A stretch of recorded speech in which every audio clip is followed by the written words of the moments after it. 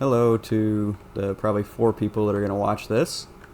I've been messing around with Create Aeronautics, trying to make a full collective cyclic helicopter. So we'll kind of step through what I've been doing. This was version 1 that was pretty much just so I could check if the aerodynamics actually worked the way they should. So it has collective pitch on the 2 rotor blades that are going to rotate, or they're going to counter rotate with each other. So if I bring that up to 14, maximum speed, this does lift off the ground, barely. There's no controllability. It just kind of floats around. But that was good enough. All I really needed was to check that it was possible. So then I moved on to this. This one is kind of more complicated than it needs to be, and it still doesn't work very well. It's a little annoying to show because it has to rotate to operate, but we're going to just get dizzy mode. Alright, you've got, this is the main blade. Well, there's 2 counter-rotating main blades. If I hold space or shift, we control total pitch, so collective pitch on all blades at the same time. Then this secondary bearing right here with a torsion spring is limited to 60 and is not controlled by the space and shift. You can see that. But it is controlled by this laser sensor here, and then these lasers going around the perimeter of the aircraft, I guess. So if I hold a direction, you can see as we come around the circle, this gets kicked down quickly and then returns to center automatically. So essentially that's giving us cyclic pitch, just not on all the blades. It's like cyclic flaps, I guess. So this does lift off, and I can hold the direction, and you can see it kind of lists in the direction that it's supposed to be going, but like, it's not very good. Doesn't have very good control authority. It didn't actually finish doing the tail, so it just kind of spins forever and ever slowly. And we'll turn that off. Then we get to this. I thought about it a little more, and I realized I could stack these so I can have my fine adjust collective pitch on the swivel bearings. As I hold the trigger, you can see I've got collective pitch on all blades, and then I can turn this over here a little bit. Alright, so like right there. So now you can see as I control the directions, we're getting cyclic pitch transmitted through the center of the swivel bearing and into the torsion spring. So that gives us the cyclic pitch as we rotate around the whole system. So if we do that slowly, I can hold a direction, and you can see it kicks that blade to the left of the screen. This blade gets kicked down as it comes around. You do actually get, interestingly enough, it's not gyroscopic precession like in a real helicopter. It's more input latency precession, I guess, but once it's at full speed, the input actually takes effect 270 degrees past where it triggered. That kind of worked out nicely. It also depends a lot on what speed this is rotating at, but maximum speed you can rotate these at is 96. So I have that tied to the D-pad, so I can activate and deactivate the rotors with A, and I can tie this to the D-pad. I can spin it up, and it will go like that. Why isn't that on? Hold on. Why isn't this rotating?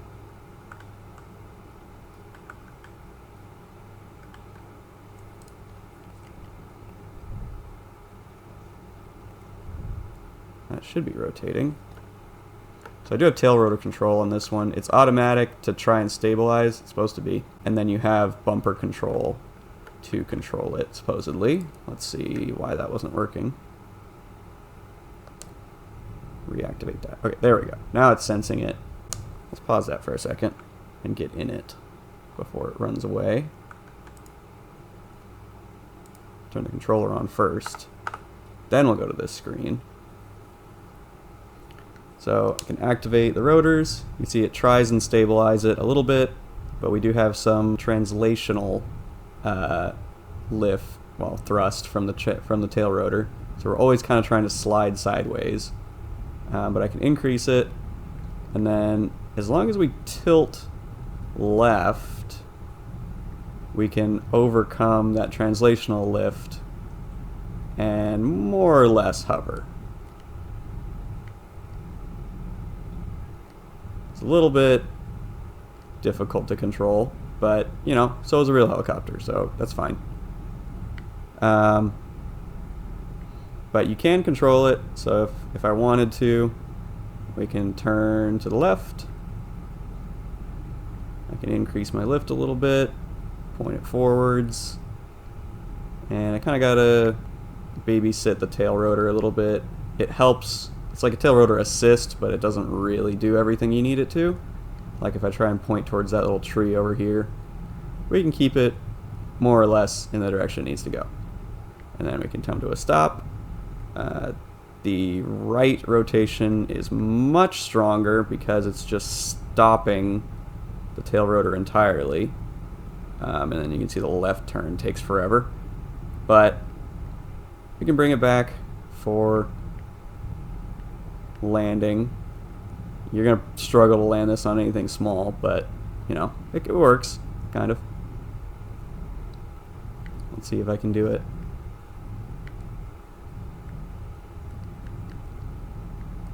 And then, yeah, see, this is the hard part about hovering, because the moment we touch, now it's going to want to slide sideways from the tail rotor. So we pretty much have to slow it down once we stop. And there you go. So basically, if you want more detail, we are spinning through the center at 16 RPM. That is traveling up through the middle to this gearbox here. So that gearbox is what gives me my directional control for my collective, and on each side that 16 RPM is turned into pretty close to 1 RPM. I think it is exactly 1 actually RPM that then rotates these. So it's coming up through the shaft, down these gears and down these belts, geared down to 1, so it gives you finer control for all these. That 16 RPM that's coming through, the reason we have 2 speeds, so the 16 RPM comes up through the middle, through these 2 gearboxes, and is sent through these clutches. So there's 4 clutches all the way around. The clutches take the 16 RPM, send it through the center shaft of the bearings. That is used as my essentially high speed. 16 isn't very high, but whatever. Essentially as the high speed rotation that's needed to give it the cyclic kicks as it comes around from the torsion springs, pushing it down, then pull it back up. This would probably benefit from being faster, but then you'll need more gearing to bring it down, so I just left it at 16 and it works okay. Then you have secondary, oh yeah, and each of these clutches is controlled by the laser sensors around the perimeter, and those laser sensors are sensing the emitters on the body. So that's essentially acting like your swash plate, more or less.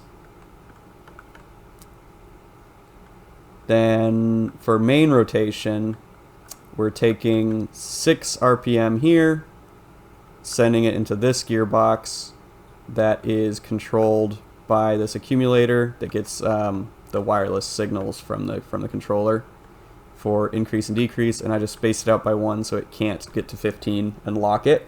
So it'll always max out at 14, which is max speed. And that'll speed it up from 6 to 96, which is the max speed for the bearings here.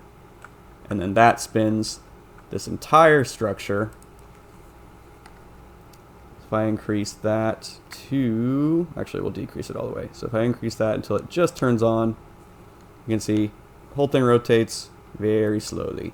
And then as we toggle that, this is flashing, and we'll get eventually up to 14, and then it runs away. But that's about it. Kind of works. Pretty cool. Probably try and make this into something that doesn't look like a spindly little weirdo. Thanks for watching.